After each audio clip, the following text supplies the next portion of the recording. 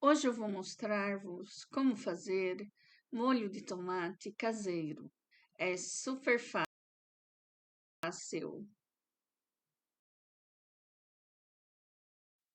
4 tomates,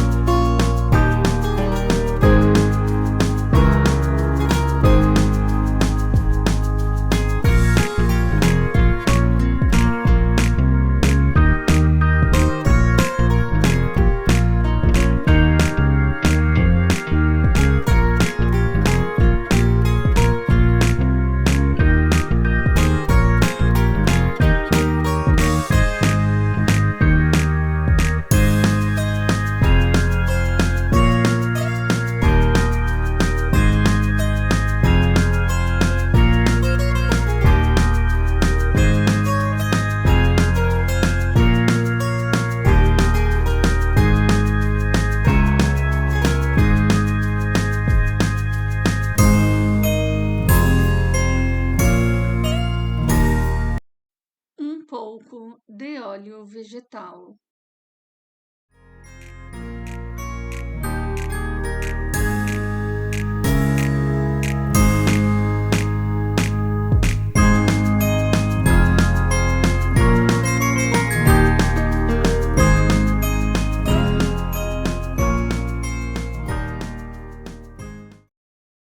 sal a gosto,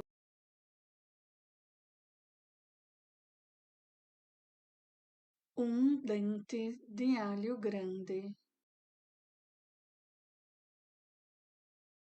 uma colher de sopa de cebola crua,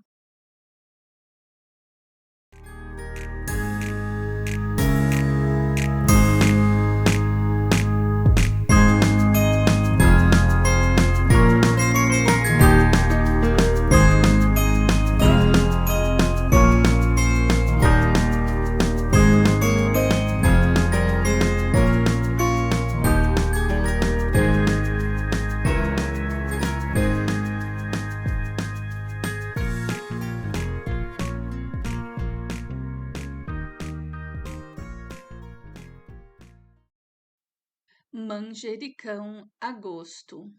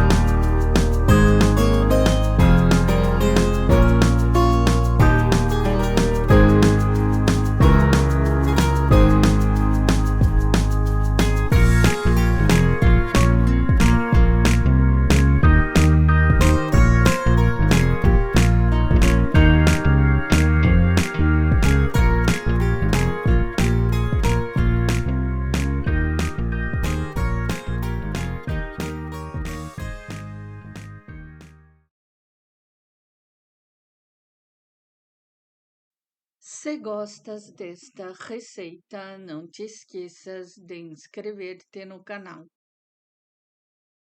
Até a próxima!